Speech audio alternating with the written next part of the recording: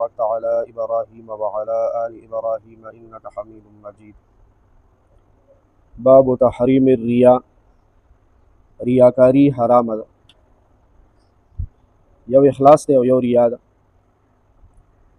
یو اخلاص ده او یو ریا ده. اخلاص ویل کی یو عمل، نیک عمل خالص د الله رضا د پاره کول، او یو ګناه خالص الله رضا د پاره نه کول.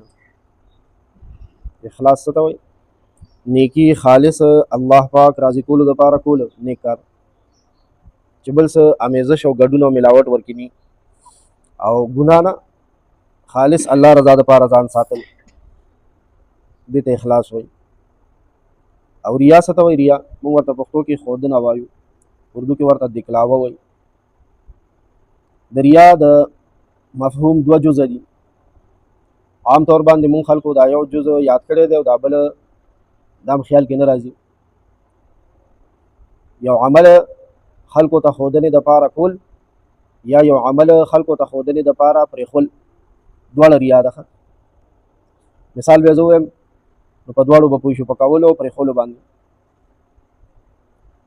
په لار را روان یم، تسبیح مې جیب کې دي، داسې څوک مشر مې ولیدو، استاذ مې ولیدو، نو زر مې هغه تسبیح راوویستې او هغه اړومه، نو دا ځان ورته ښیم چې ګینې زم نیک سړی یم، دا هم ریا ده. او بل جزې دا دی، تسبیح مې د مخکې نه آلرډي په لاس کې ذکر کوم خو داسې څوک مشر څوک نیک سړی مې ولیدو، تسبیح مې راغونډې کړې او جیب کې مې واچولې چې مړه دی به وایي چې ځان ښیي، دا هم ریا ده. نیک عمل د خلکو ښودنې دپاره کول یا یو عمل خلکو ته ښودنې دپاره پرېښول، دواړه څه ده؟ ریا ده. ریاکاري دې ته وړوکی شرک ویلی شوی دی، شرک اصغر. ریاکارۍ ته وړوکی شرک ویلی شوی دی، شرک اصغر. الله دې د وړوکي او د لوی او د ښکاره او د پټ هر قسم شرک نه مونږ وساتي. و یو کس به الله پاک د حساب په ورځ باندې ودرئ چې تا باندې ما دا احسانات کړي او تا څه کړي؟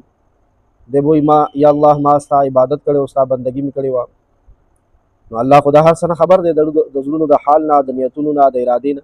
الله پاک به ورته وایي دروغ دی ویل، زما راضي کولو دپاره خو دې نه کړي، تا خو خلکو ته ښودنې دپاره کړي. نو ما نه څه غواړې؟ دا اوس خلکو نه بدلي غواړه. خلکو چې تا ویلو چې خلک را باندې شاباس وایي، افرین وایي، واه واه وکړي، نو بس د دغې دپاره تا کړي او هغه درته دنیا کې ویلی شوي دي، نو بس بدل خو دې خلاص دی او زما دپاره خو دې کړي نه دي چې ما نه بدل غواړې. ځه، نو دا څومره د رسوایه ورځ ده. د ریا نه دې الله پاک مونږ او تاسو وساتي.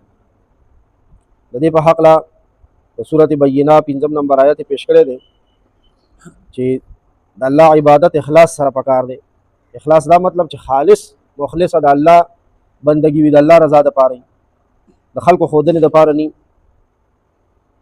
قال الله تعالی، الله تعالی ارشاد فرمایلی دی، اعوذ بالله من الشیطان الرجیم وما امروا، او دوی ته حکم نه دی شوی الا لیعبدوا الله مخلصین له الدین حنفاء، مگر همدا حکم دی ته شوی دی چې دوی به بندگی کوي د الله پاک په داسې حال کې چې خالص کوي به هغه له بندگی حنفاء د ابراهیم علیه السلام په لار باندې.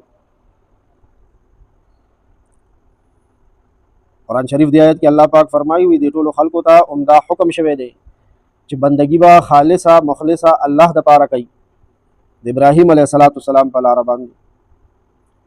ابراهیم علیه السلام ټول باطل مذهبونه او دینونه پریښي او یو د الله طرف ته یکسو شوی او متوجه شوی.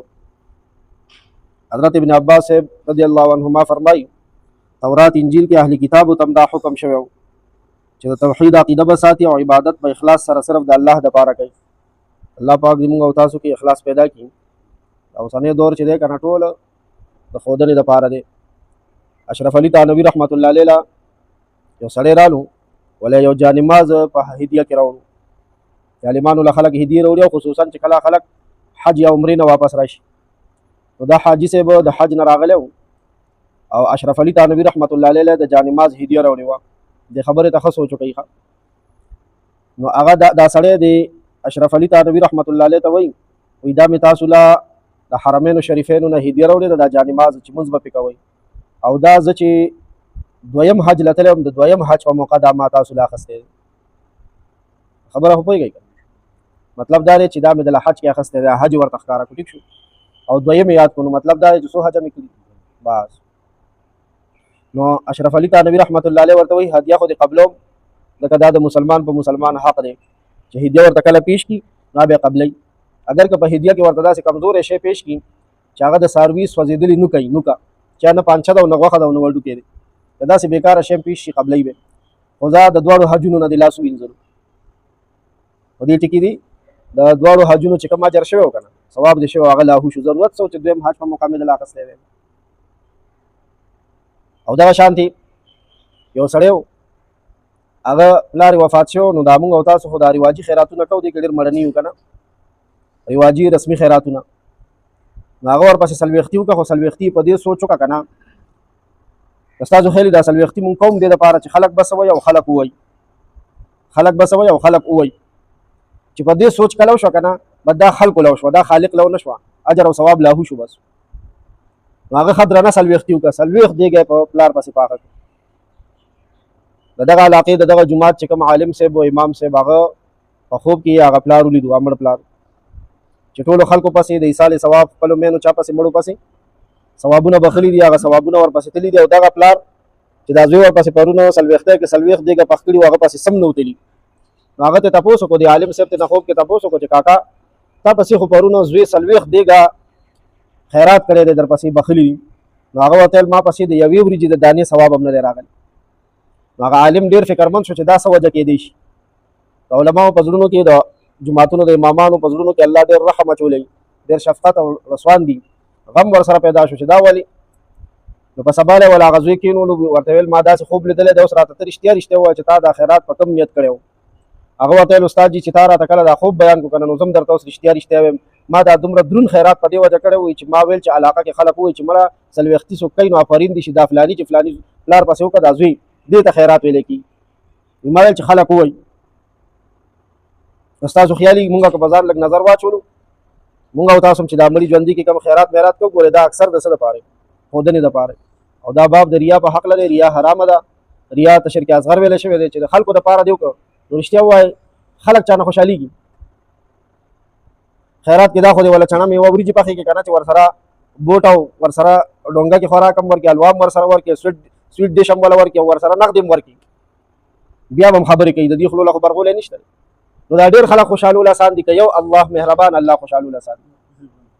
نو الله پاک دې مونږ او تاسو ته سمجھ او پوهه راکړي، هر کار به خالص د الله رضا دپاره کوو، د نیت تصحیح نیت سمول.